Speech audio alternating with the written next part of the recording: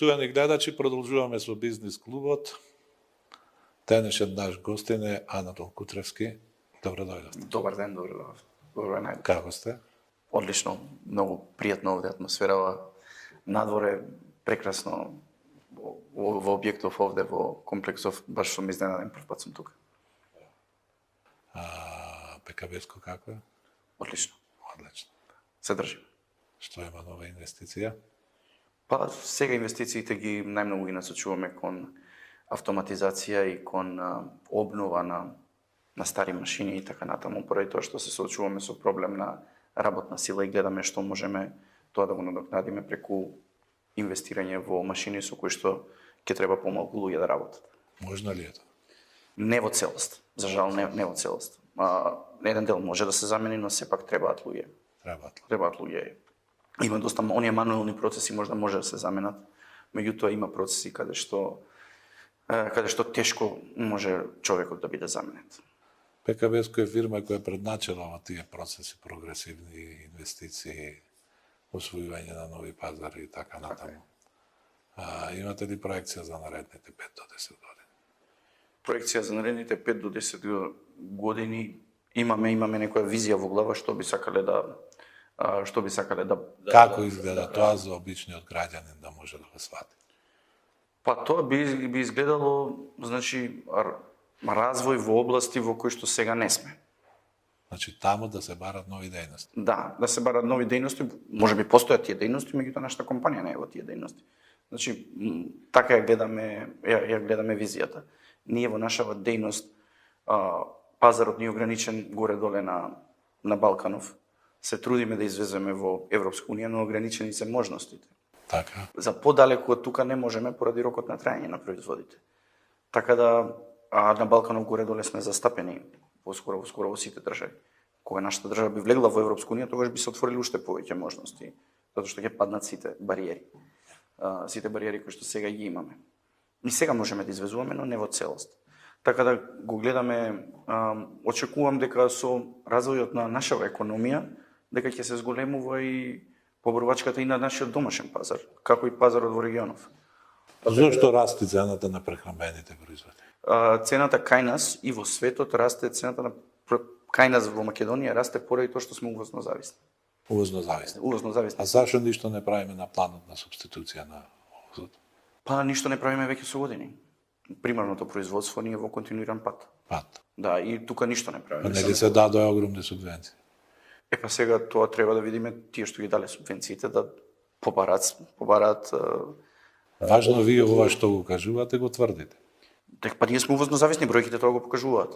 Ние увезуваме масло за јадење, увезуваме месо, увезуваме млечни производи, увезуваме енергија, така да сите компоненти кои што се потребни за да се произведат. И го поставувате прашањето на субституција на увозот на надлежните институции и нема помак. Па до сега ние немаме видено развој во таа насока. Обично се говори кога ќе дојде проблем, се говори дека треба да го зголемиме домашното производство. И берзите имаат тенденција на пат и раст, кога ќе паднат цените, тогаш на сите ни е добро и таа тема се затвора. Меѓутоа сега во изминативе 2-3 години имаме раст на цените на сите инпути и затоа растат и цените на производите. Ние сме увозно зависни, така да сите позитивни и негативни трендови на берзите одма ги чувствуваме.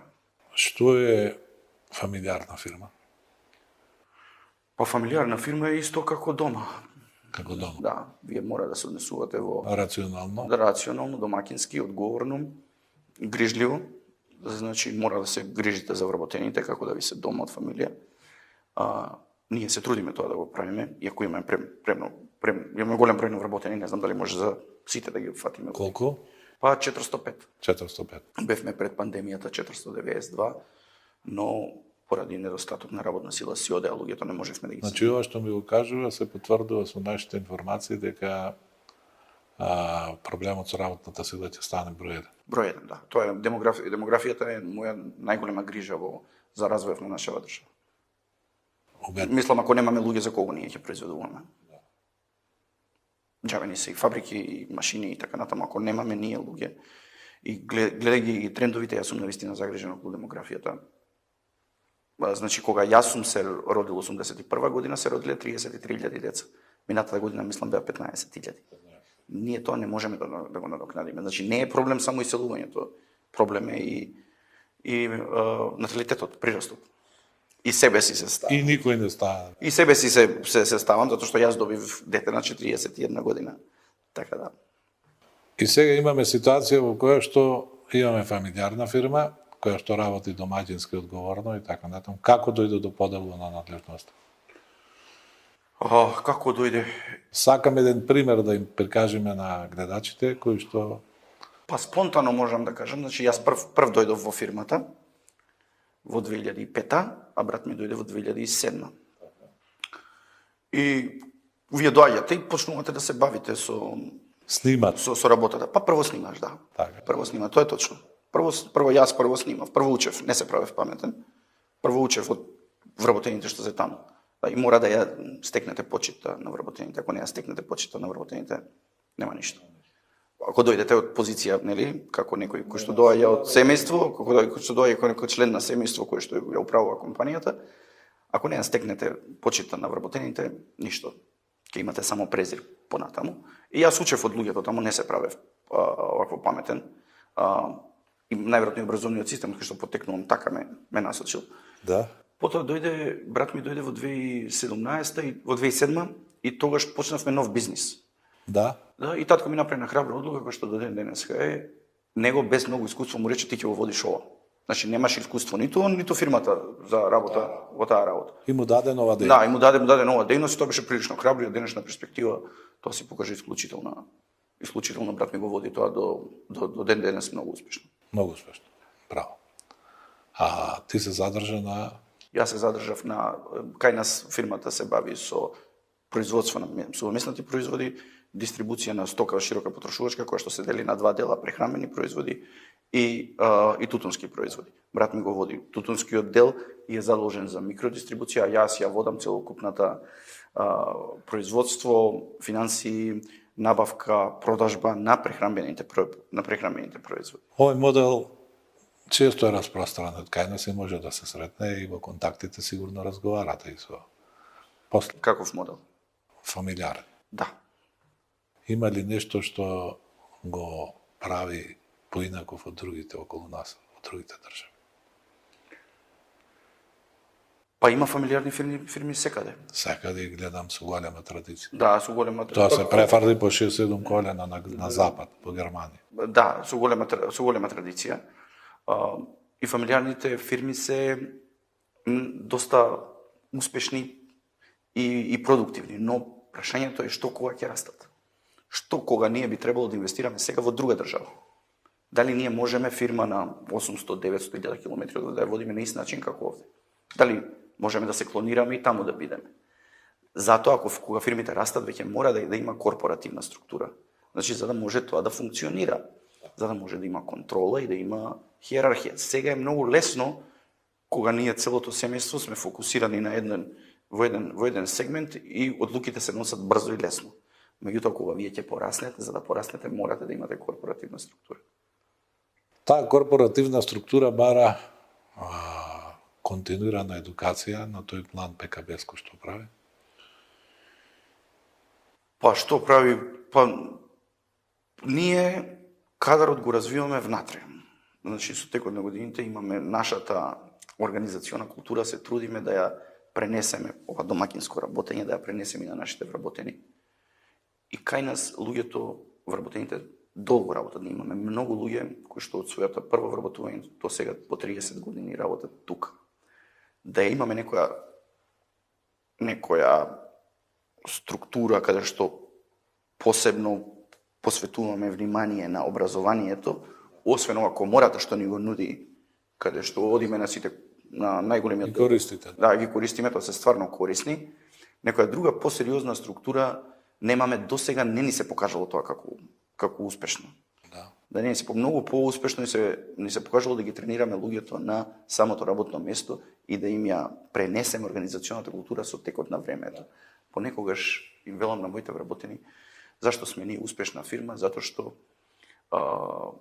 вработените понекогаш се зачудувам, се поголеми домаќини од сопствениците. И тоа ми дава невидена сатисфакција. Некогаш си размислувал да размислуваш како ними, како работниците, како они размислуваат од она што го гледаш. Дали они чувствуваат дека ПКБ-ско е нивна компанија? Зависи кој. Тие што се подолго сигурно. Сигурно. Тие што се подолго и тука кои што работат, баш имав една дискусија сега, ние на пример сега веќе имаме проблем со работна сила, ама кога немаше ние и членови на семејства на нашите вработени сме ги вработувале и тогаш се подигнува лојалноста спрема фирмата затоа што многу повеќе луѓе зависат. Претпоставам дека ПКБ-ско има добри плати. Па, сега не знам што е добро, али нешто изнад просечната. Изнад просечна. Нашата просечна е нешто изнад просечната во државата. Прашувам една работа што ја слушам на овие собери каде што одиме, дека стимулацијата што ќе добијат вработените во пари, колку и да е голема, после 2 месеци као да исчезну после 3. Да, така е, затоа што ги прилагодуваат трошоците. Трошоците. Тоа е, значи, произлегува тоа. Да. Затоа што одма кога има позитивен ефект првите 3 месеца, после тоа тие знаат дека ќе имаат зголемени приходи и потоа ги прилагодуваат трошоците на И повторно почнуваат да барат. Па добро, нели платите се зависат и од резултатите најчесто. Ние имаме критериуми за плати каде што не се платите фиксни, него во секој сегмент, дали во производство, дали во логистика, дали во продажба, секаде зависат од обемот на работа. Ако ние не заработиме, не можеме да дадеме плата. ПКБ-ско има 409 вработени. 405, 410. 405. Колку е вкупниот годишен оборот? Оваа година мислам дека нешто малку помалку од 100 милиона евра. 100 милиона евра. Така ќе биде како ќе Извоз ќе биде околу 15 милиона евра. 15 милиона евра. Што е она што ПКБ-ско го одвојува од конкуренцијата во Македонија? Па видите, во Македонија има солидни фирми, во нашиот сегмент не можам да кажам дека нема. Она што го одвојува, па најверојатно направивме инвестиција огромна пред 10 години. И таа инвестиција денеска ја прави разликата, затоа што по обем на производство сме далеку поголеми од сите останати. За мене гледано од страна, во овие години, тој континуитет кој што секогаш се олицетворува во името на ПКБ-ско и вработењето, континуираниот напредок и така натаму се најголемото обележи. Точно ли е тоа? Па да, наша парадигма е тоа, татко ми ми ја кажувал уште од мали, секоја година да биде подобра од претходната. Зошто ја сакате Стопанската комора? Ја уживам во Стопанската комора. Тоа е форум каде што ние си го кажуваме нашето. Значи, нема друг форум каде што ние можеме како стопанственици да дојдеме да го кажеме кои се нашите предизвици, со што се соочуваме. Потоа во Стопанската комора има инфраструктура, луѓе што знаат, значи луѓе кои што се упатени, значи ако ви треба нешто, ете имаме обуки, имаме луѓе кои да се обратите, да ви дадат некој совет, да ви дадат насока. Потоа има ефикасна комуникација со државните институции, ефикасна комуникација и со странство, нели? Сме работеле сите заедно на иницијативи регионални за подобрување на трговската размена, така да мене ми е Стопанската комора. Ти беше еден од личностите на почетокот на процесот на Отворен Балкан, кој што постави некое суштинско прашање во Белград пред претседателите. Се сеќаваш ли? Да. Што беше? Па, јас тогаш, нели беа собрани сите државни представници и прашав, добро, ние ќе подпишуваме нов договор, а договорите кои што веќе ги имаме подпишано не ги почитуваме. И тоа мислам дека потоа Тоа е смена потегна, тоа е потегна инцидент. Да, Тоаш председателот Вучич праша и побара извештај и виде дека точно е вашата констатација. И даде изјава на пресконференцијата за ремова можно. Да. Значи, можно е да државните представници не се информирани и не ги читаат реалните состојби на терен. А ние договор кој што е исто сега исто функционира. Ја можам да кажам дека во Отворен Балкан е нешто што ние имаме видено бенефит. А имавме сличен договор со Србија подпишано за меѓусебно признавање на лабораториските анализи, кој што ќе решеше многу работи, доколку и тогаш се почитуваше. Јас кажав, чекај луѓе, ние сега ќе правиме нов договор, имаме подпишан договор со Србија. И морам да кажам дека тогаш во позитивна насока од сите страни се развиваат работите во тој сегмент. Сега гледам дека иницијатива од Фрем Балкан некако не е многу актуелна, но јас имам само позитивни мислења. Што за вас е пазарната економија? Што подразбирате вие и што е потребно за функционирање на пазарната економија да ПКБ-ско делува и действува во еден нормален амбиент? Кратко и едноставно, без... Па пазарната економија да се остави на пазарните принципи да ја... Кои се тие? Па, понуда и побарувачка. Понудата и побарувачката да ги дефинираат условите по кои што ќе се работи на пазарот. Секогаш кога ќе се потрудите да влијаете на тоа, има дисторзија по тоа на пазарот.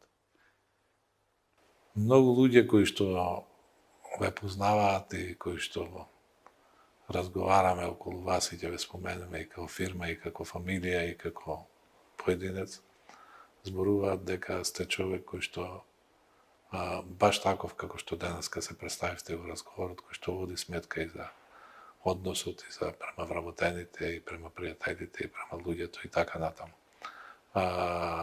Се чувствувате ли доволно исполнет дека во една ваква средина во која што живеете и кај што постигнувате вакви резултати за кои што зборувате од 100 милиони, се остваруваат вашите соништа или и вие имате некои други? Представете, јас немам право да се жалам. Не. Не, јас немам право да се жалам. Моите соништа и на фамилиарен и на план се остварени. Но не сум задоволен од општата состојба во државата. Да. Општа, мислам, ние не живееме на изолиран остров. Не е само мене да ми биде добро. Инаку јас лично немам право да се жалам. Што подразбираш под регионална политика? Регионална, мислите економски или политички? Економска. Па да нема граници. Да нема граници. Јас не можам да разберам, ние во поранешна Југославија сме живееле во еден систем и сега имаме граници кои што се така оштри. Барем тука можевме Да, да. да. Така?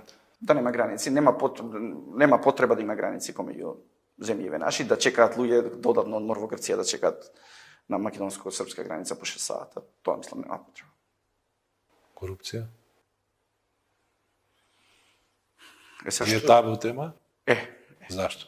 Па, не, видите, да е табу тема поради тоа што е корупција. Тука кај нас имаме менталитетска карактеристика на благодарност. Дали тоа е корупција? Знаете? Тоа е мито. Па не знам сега како се класифицира. Мислам дека кога би биле ние холандјани или германци со таков менталитет, дека и корупцијата би била помала без разлика што прави државата. Мислам дека тука имаме и менталитетски карактеристики останато уште од времето на османлиите. Така ја тоа го перцепирам.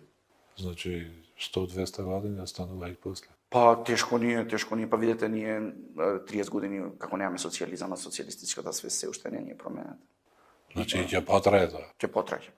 Па се пренесува и на генерации, се перпетуира.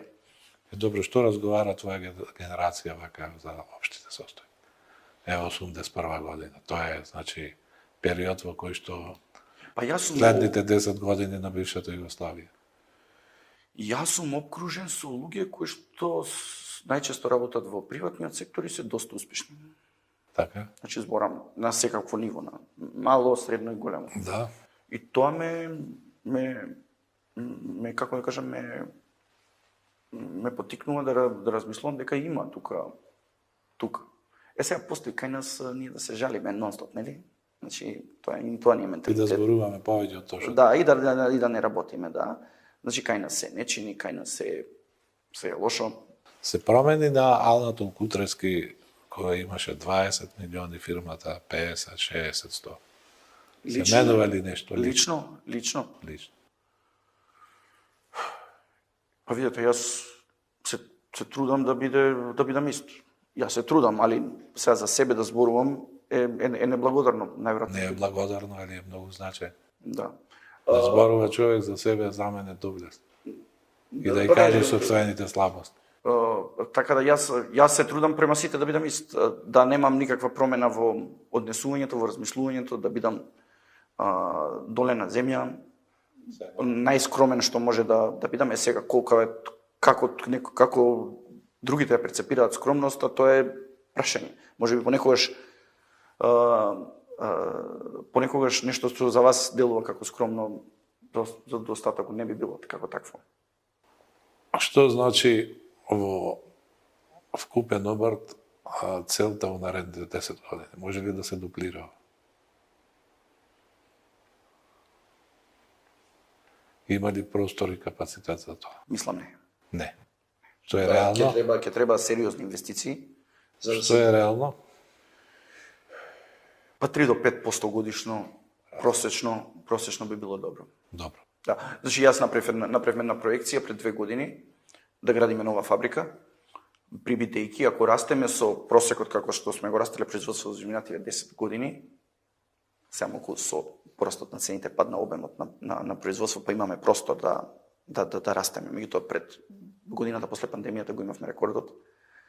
И ако продолжевме со тој раст, најверојатно ќе немавме веќе капацитет за производство оваа или следната година. Меѓутоа со растот на цените падна обемот, и ќе пораснаа многу цените. И сега има простор и втор сегмент е она што ви реков, работната сила. Ние мислам дека ќе се доведеме во работа многу компании, во ситуација многу компании во државава да одбиваме работа поради недостаток на работна сила. Добро. Образование?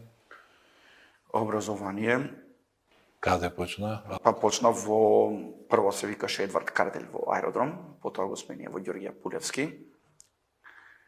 Учев таму основна школа, потоа средна школа. Знам кој Кардель и сум читал за Пулевски и се многу различни. Да, многу различни, па тогаш почна во социјализмот 88, па 92, трета кога се распадна државата, се менува и имињата.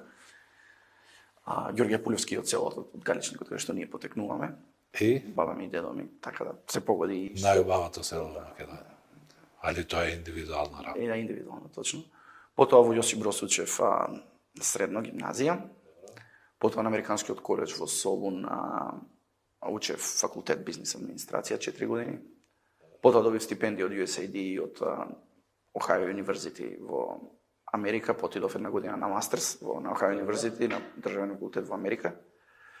И потоа се вратив тука, почнав да работам и јас уживам во академска средина. Мислам, уживам председатели и потоа аплицирав во 2018 година на програмата Македонија 25 кило. А беше и таму? Да, бев таму 3 недели и тоа ми беше многу добар дел од животот во смисла образование, размена на искуства, контакти да видиме до каде сме и морам да признам дека сме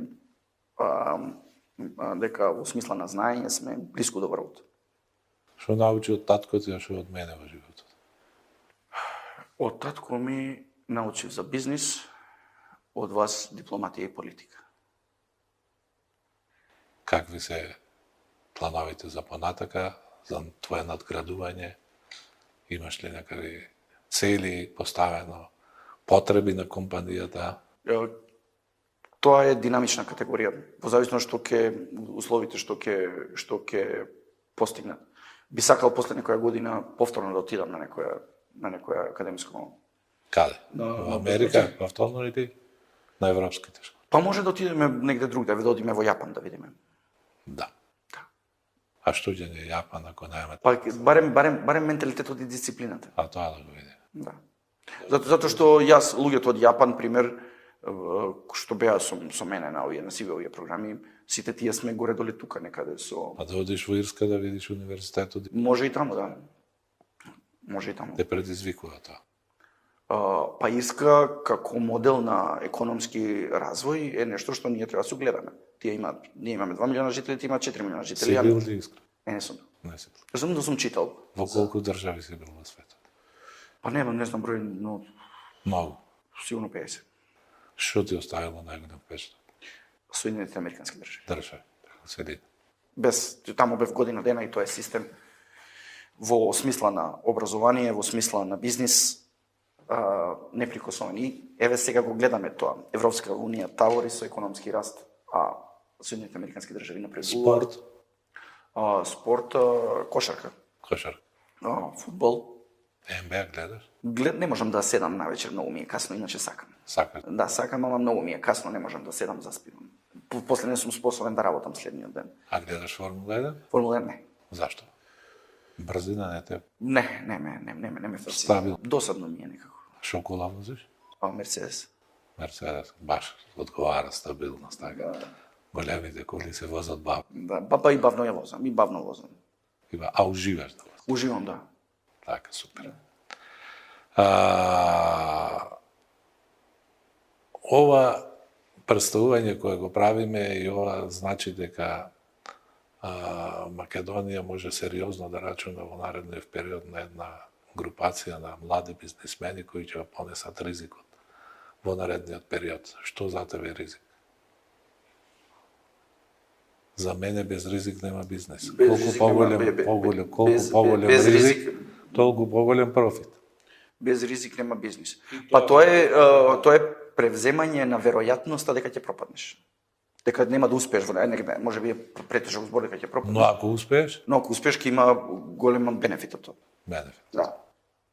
Така да без ризик нема бизнес. Мислам тоа без ризик можеме да седиме дома и да правиме. Така да тоа Играш ли на берзите?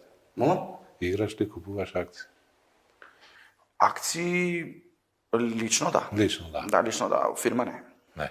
Али ова лично те интересира и пратиш. Па мислам дека да ги пратам, сега кога имаме можност да инвестираме на меѓународни берзи, поради тоа што се либерализираат законите, лично имам инвестирано во фондови и во акции. Сега конкретно ги извадив парите, пошто сметам дека берзите се превисоки. Во моментот. Во моментот, моje лично мислење. А колку години го правиш това? Па од 2019. Тоа значи дека 67 години веќе.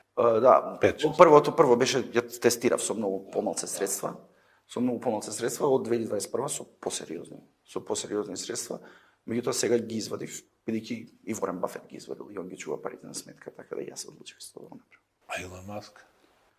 Илон Маск е за мојот профил претерано голем ризик. Тоа не е нешто што би го пратил. А во политиката се уште влегува? Па тоа мислам дека е ризик. Ризик. Преголем за Значи, затоа што тешко успеваат бизнисмените во политика. мешањето на работите не е потребно. Секој треба да си го знае политиката на политичарите. Што е хоби на Анатол? Па немам некој хоби, председателе, најискрено речено, сега имам мало дете и со него се најчесто се бавам. Еве се одевме во парк, возеше точак. Учеше да вози точак. Не сум бил во паркот 10 години како. Многу убав, председателе, баш со пријателите кога шетавме, тој парк е 60-70 години направен и тоа е едно од најголемите богатства на Скопје. Сега е Центарот. Да, сега е прекрасен со сите бои. Не, дали има инфраструктура, дали се одржувата добар. Добар. Добро се одржува, јас сум задоволен. Јас, бидејќи имам мало дете, шетаме скоро секоја недела. И сум многу задоволен од паркот. Што му треба на Скопје? На Скопје му треба да се реши сообраќајот, паркирањето и да се завршат сите оние згради кои што се по центарот на градот. Тоа е гругло и грубо, изгледа грубо и гледам дека доаѓаат се повеќе и повеќе туристи. Колку е прљаво, какви се тие зградите, фасадите, се срамам кога гледам луѓе зборуваат странски, а ја поминувам по плоштата. Вие живеете во, веројатно предпоставам тука во Скопје, во Карпаш центар како? Па секаде имам живеено, сега моментално наводно и наводно. И секој ден патуваш до Кадино, да. До Кадино. Да, 26 км. Што би сменил? Во смисла како? Инфраструктурно. Сигурно не би ја менувал локацијата на фабриката, така? Не би ја менувал, ја мислам дека беше одлична. Како може да се стигне побрзо? Па најголем проблем е да се излезе од градот. Што треба да се направи? Па мислам дека треба да се дислоцира клиничкиот центар. Сега зборувам за мене, тоа ја доаѓам на водно. Да, и тогаш би се отворила. Таа улица е многу, тука му се губи многу време. Се губи тука време. Да. На друго место каде е критична точка? Изгейт? Па Изгейт мислам дека е во ред. Сега со тоа што го ставија да не може да со тие преградите помеѓу улицата да не може луѓето да додат, може би треба некој надпатник да се направи за пешаците да се качуваат или подпатник. Така да тука со кружниот тек и понатаму тоа циркулира. Меѓутоа кај клиничкиот центар има тука е клучно. Има тука се чека многу. ние го одбегнуваме преку црниче одиме и го одбегнуваме баш поради тоа. Понекогаш кога се заглавиме, чекаме по 15-20 минути. Јапан како би го решил тоа? Па не знам, тука треба градежници да прашаме сообраќајни инженери. Не се чувствувам повик. Па не гледам 40-50 години да се размислува за алтернативно решение. Ние што правиме, проширивме улици. Ако се дислоцира клинички... Значи треба да се направи или ова како се вика подземен. Да, меѓутоа тоа кошта многу, тоа ќе чини многу. Не знам дали имаме ресурси да, или се сакаше да се прави еден тунел покрај Вардар, меѓутоа испатна дека многу ќе чини. Па негде имавме оператива што работеше по цел свет и градеж. Па имавме, ма дали сега имаме? Немаме. Зошто? Па ја претпоставувам дека во поранешната држава била посилна државата и оперативата можела повеќе да работи. Сега. Тоа е голема традиција и требаше да искористиме. Сега треба. Пак ќе велам од денешна перспектива, не знам и од градежна оператива како со работна сила се снаоѓа. Тука доаѓа до клучниот проблем, што рековме дека тука е ова е ниско продуктивна дејност која што бара голем број на работна сила. Да, се што бара работна сила ќе биде предизвик. Нашите ресурси веќе се ограничени во тој поглед. Дали, кога разговараме за инфраструктурата, железницата би имала свое место и удел во зголемувањето и брзината на вашата дистрибуција? Ние железницата како користење на железници ја избегнуваме. Зашто? Па поради тоа што е скапа, поевтино е и побрзо е со камион да се донесат од Солун. Па нели е нелогично, секаде во светот е бродскиот, железничкиот, па патничкиот. Така е кај нас, меѓутоа. И ја избегнуваме втора причина што пристаништето во Солун има огромна бирократија за увозов на нашиве производи како суровини и сега сме пренасочени на Драч. А на Драч одите? Да, на Драч одиме, се што доаѓа увоз во Македонија оди сега на Драч. Солун го избегнуваме поради тоа што таму имаме административни проблеми од грчките ветеринарни власти. И го избегнуваме, значи тоа е првиот. А железницата ја одбегнуваме одамна поради тоа што е поскапа. А од Драч нема железница и мора да оди со камион. Да. А што би значило да Македонија во наредниот период инфраструктурно вложи во железница сигурно? Видете, значи железницата работи со загуба. Значи ние мораме да ја доведеме железницата прво да работи нормално, профитабилно. Ако ние направиме инфраструктура, а таа работи профитабилно, ако направиме поголема инфраструктура, тогаш и загубата ќе биде поголема. Да. Така да сметам дека предизвик е да се зголеми товарниот превоз пред се. Значи, ние имаме нафтовод до Солун, железница до Солун и автопат до Солун. Нафтоводот не работи, железницата со 30, а автопатот е задушен. Автопатот го... Во летниот период е задушен. Се возат камиони, таму се уништува, а е добар автопат, солиден. Така да сметам дека прво треба да ја направиме профитабилна, а она што се вели да се изгради брза железница, тоа секако ќе има позитивни ефекти. Слушав сега некаде не сум дека пристаништата во Северна Европа се задушени и дека треба алтернатива и ако е таа алтернатива, таа шанса треба да ја искористиме. Овие престижни универзитети на кои што беше методот на учење во однос на нашите универзитети, по што се разбира? Па не сум бил на наши универзитети, не знам што, не знам што да споредам. Беше тоа одамна, пред 20 години, тогаш беше... Во методологијата на Адам на што се става на странски универзитети? На критичкото размислување. Критичкото размислување. Да. Критичкото размислување е основата на како еден човек треба да излезе од универзитет. Значи, не треба да излезе со како енциклопедија, туку со развиена сенс за критичко размислување, спознавање и влечење на заклучоци, влечење на и расудување кој што ќе помогне да се добие најдобрата можна одлука. А што станува со вештините? Дали ти имат доминантно место во создавањето на личност со вештини, без разлика на кој ниво на образование се наоѓа? Вештините се основа за да се дојде до критичкото размислување. Значи мораме прво секако дека вие ја учите постулатите, Меѓутоа немаме ние чисто меморизирање, него гледаме како тие вештини понатаму да ги употребиме. Затоа тука се работи со мали групи, интерактивно, со големо учество на студентите, или ние бевме таму слушачите, како да кажам. Има голем ефект. Па да. Јас, например, после 14-15 години работа, отидов пак во клуб, седнав 3 недели и тогаш вас, кога ќе седнете во клупа, ви се отвара мозокот и ја ги викав тие аха моменти. Значи, кога ќе го видиш, кога ќе го повторно споиш академскиот дел со тоа со твоето искуство кое што го имаш, аха, ова вака ќе го направам. Аха, ова вака ќе го направам. Кога ќе се вратам назад. Мене ми помогна многу јас. Благодарение на господин Мајк Зафировски кој што има таа програма, многу наши менаџери отидоа и тоа ќе донесе далекусежни позитивни последици во целокупниот бизнис, затоа што све се луѓе кои што работат во успешни компании, ќе имаме унапредување на тие компании поради знаењето. На локацијата на која што се наоѓа ПКБ-ско има и други компании. Да, имаме една зона таму каде што има и Таа се третира како зона? Па локална, да. Да, локална. Има ли некакви погодности од државата или од локалната самоуправа? Па таму има се, значи има пат, има вода, има струја, има канализација. ПКБ-ско како соработува со локалната? Одлично. Одлично. И што е основа за тоа? Коректни односи? Па коректни односи, да. Јасна визија? Јасна визија, враќање кон заедницата, таму ние сме локално, сме најголема компанија.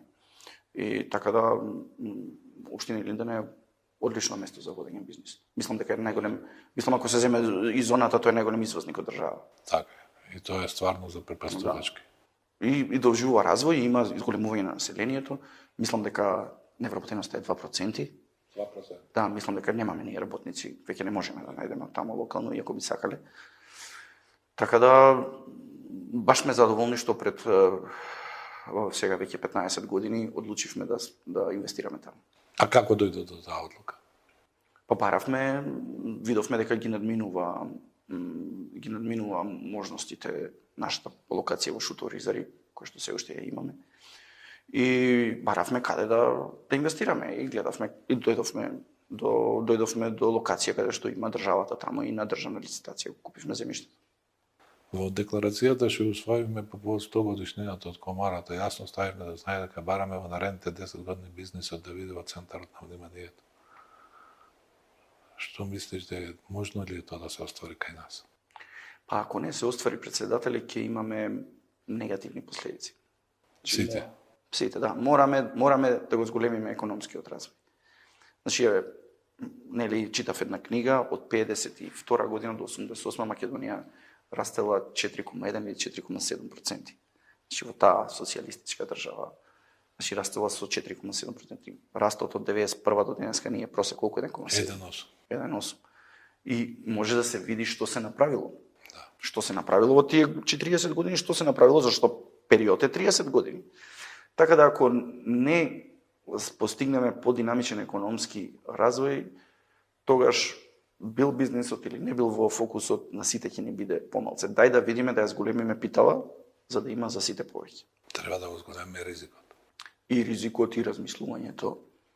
Прво да го зголемиме ризикот, да се соочиме со тоа дека све во животот мора да биде вкалкулиран ризикот и дека степенот на ризик влијае на степенот на профитабилност на компаниите и на развојот на државата. Ние не можеме сите да се чувствуваме во комфортна зона, а да имаме такви резултати какви што посакуваме. Тоа е промената што треба да настане.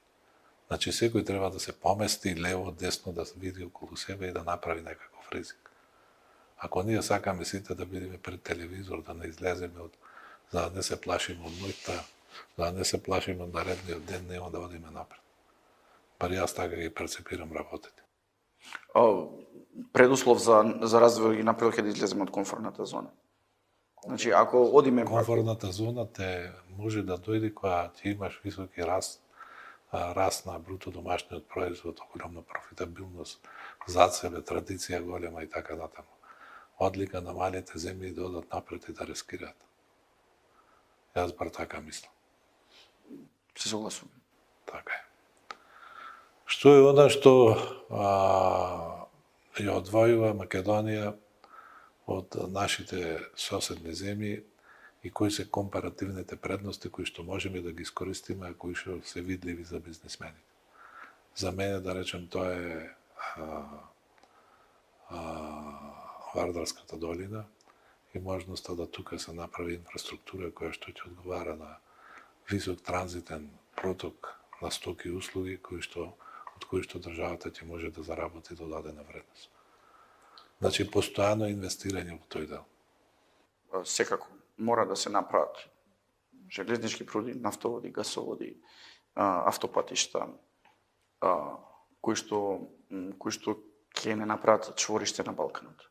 Значи, да направиме инфраструктура каде што ќе не направи транзитна зона и север, юг и исток, запад. Што значи за ПКБ-ско доведувањето на природен газ до секој објект? Па ние сме приклучени на природен газ. И што Долги значи? години многу голем бенефит. Бенефит има. Неспорен. Неспорен и во смисла на ефикасност и во смисла на екологија. И во смисла на екологија. Екологија. Значи, така да ние пред 6 години, 5 години се спроведовме гасификација и сме многу задоволни од гасификацијата. Од гасификацијата. И ја охрабрувам да тој процес да оди Побрзо по према субјектите похрабро. Па прво према тие што каде што има гасовод, индустријските капацитети треба да се поврзат. И самите индустријски капацитети треба да инвестираат, не само да се донесе гасов. Медиумскиот простор и фирмата и бизнисот задоволни или не сте задоволни? Во смисла на Медиумскиот простор е разновиден, исполнет, меѓутоа ние имаме едно силно барање за регулирање на електронските медиуми со Законот за трговски друштва, за да може да видиме кој е одговорен за оно што се пише. Сте имали ли вие некои проблеми на тој план? Па не можам, не се сеќавам дека сме имале некои такви. Да изнеси невистина или од известни причини, ти не можеш ништо презем. Па не се сеќавам председател. Не можда имало. Сигурно не идат до далеку сте од градот по центар. Да, немам некоја таква. Знам, ние сме го дискутирале прашањето и нормално ако некој во медиуме изнесе нешто, мора и тоа, ако во јавноста се прошири нешто, мора да има одговорност ако тоа не е точно. Јас се согласувам, вие што сакате да кажете, но конкретно за нас немам. До сега не сте имале такво искуство. Па да. А ли се залагате за такво решение? Значи, ако сакаме демократија да развиваме, мора секој што ќе каже нешто да биде одговорен за тоа. Ете, Руди Џулијани кажал дека две вработени во Атланта, во Џорџија, за претходните избори направиле, ги наклеветил и судот во Америка им досудил $156 милиони одштета. И сега му го зимаат саатите, Мерцедесот од 1980 година, така да се гледа една правна држава како функционира. Ако некој каже нешто и навреди некого, мора да одговара. Така. Сакав да ве прашам нешто од вашите искуства од престот во Соединетите Американски држави. Тие луѓе кои што беа таму преку програмата на Македонија 2025 господин Зафировски, се среќавате ли? Да, имаме и клуб. Алумни клуб тука го формиравме и често се среќаваме. Разменувате мислење? Па како да ги подобриме работите, тоа не е главно. Имаме клуб. И што е таму? Никица е тука, Никица е движечка сила на сето тоа, одлично го работи. И така да, па како да вратиме назад кон заедницата, како тоа што имаме стекнато како знаење и како со нашето действување овде, како тоа како да направиме да биде Што е приоритетно? економскиот развој. Економскиот развој. Управниот одбор на Стопанската комора на Северна Македонија има сериозна бројка на млади луѓе кои што даваат тон на расправата и јас во сите овие изминати години можам да кажам дека тој е најдобриот состав. Го делите ли моето мислење? Па председателе, онаја што ви аплаудирам на вас е тоа што во овој состав, а и во претходниот ставивте многу млади луѓе и сите оние кои што беа со поголемо искуство не се веќе во управниот одбор и тоа даде една динамика Потребно. која што е потребна и која што ќе остои комората за понатамошен развој. Не знам дали тоа го направите случајно или намерно, но факт е дека во управниот одбор имаме релативно млади луѓе, успешни и од корпоративен сектор, и од фамилиарни фирми, големи, и од банки, и од маркетинг агенции, и од Сето тоа создава една подруга. Па да, ние може да се види какви материјали добиваме и за што се дискутираме. Така. Кој вака, освен тебе, ти остава посебен печаток? Па Ангелка е доста харизматична вака. Да, Ангелка има настап кој што нели сме имале состаноци, нели, каде што со својот настап поставила сериозен впечаток. А Никица? Па Никица е секогаш прецизна, јасна, критична, така да. Тие две као да предводат во критичните ситуации. Да. А? Како да го отвараат патот? Па да. Интересно е тоа стварно вака да го гледаш на двор. Ние затоа што секојдневно го гледаме, не е тоа во една тврда постава на бизнисмени со тврдата индустрија. Две дами го пробиваат ледот. Тоа е радно се растеретени од за други работи. Па, но најверојатно имат и знаење за тоа да го направат. И смелост. Па, смелост е прво. Прво да направиш. Така. Во секој случај се осеќа една атмосфера на да речам заедништво, една атмосфера на хомогеност кон 5 основни цели кон кои што ние се стремиме, а тие се овие денес што ги повторивме околу пазарната економија, околу борба против корупцијата, околу медиумите, медиумскиот простор, како да се регулира, околу гасификацијата и така натаму. Многу прашања загатнавме и така натаму. Она што на овие меѓународни скупови често ги отвара патиштата и, да речам, ги најавува новите промени, а каде сме ние присутни, се Копаоник бизнес форум, бизнес форумите кои што се одржуваат во нас блиските и билатерално поврзаните земји и така натаму. Каде дојде се во последно да зборуваат за зелена агенда и зелена енергија. Што мислиш ти околу тоа? Околу зелена агенда мене, она што не сум експерт, меѓутоа што гледам, не можам да си го поставам прашање дали е тоа држливо. Вакви услови. Дали е тоа држливо сега, например, ние имаме фотоволтаици, имаме хидроенергија, меѓутоа ако ставиме фотоволтаици, тие произведуваат преку ден, а навечер што ќе правиме? Значи, ако тргнеме да градиме хидроцентрали. Има литиумски батерии.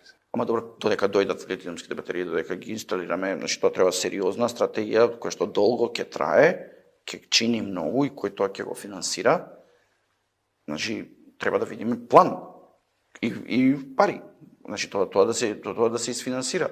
Ако градиме некоја хидроцентрала, градењето ќе трае 15 години. Така да зборам од голем обем хидроцентрала кој што би можеле. Така да мене ми е нејасно, не сум експерт, но вака поставувам прашања дали е тоа држливо. Значи само дали ќе одиме кон хидроген, па ќе се прави хидрогенот, па хидрогенот ќе се прави ќе се става како гориво. Еве гледаме електричниве возила, нема сега успех. Не, дали е тоа поради конкуренцијата од Кина, каде што ни напредна, или самиот сетап не дозволува каде ќе се полнат електричните горива. Еве ќе купиме и кај ќе се полнат. Веројатно ќе се изгради инфраструктура за тоа. Да, но јас велам, значи да сето тоа чини и за тоа треба план на имплементација, а и што до тогаш? И што до тогаш така. Има мислење дека тоа на почетокот изгледаат како кампањи, меѓутоа све што се покранало на тој начин заживеа. Значи има начин, меѓутоа од тоа што јас го гледам треба инвестиции. Без инвестиции тоа нема да може да се направи. Јас сум, бидејќи гасот се смета за зелена енергија, иако и тоа е фосилно гориво, јас сум за мене ми е тоа поизгледно да се направат, да се оди во тој сегмент ние како држава да направиме когенеративни централи кои што ја произведуваат топлина и газ И тоа да го замениме. Заеднички. И тоа да го замениме регбител кој што е стараќе. Така да мене тоа ми изгледа одржливо. Затоа што ние во држава имаме една когенеративна централа која што е најголем производител и на електрична енергија и на топлинска. Дали не има некое прашање што не го поставивме, а што ќе загружи од мозаикот за тебе како икона на една компанија, бренд компанија во Македонија, на еден бизнис кој што е прехраната како што е. Оно што можам да го кажеме дека оваа година ние славиме 45 години од постојањето. Со среќа, нека е. Тоа не го споменавме. Каде 100 години. Фала председателе, 102 со вас заедно со комарата. Благодарам и мислам дека ќе се видиме повторно и ќе зборуваме за нови успеси. Благодарам за поканата и за вака срдечниот разговор.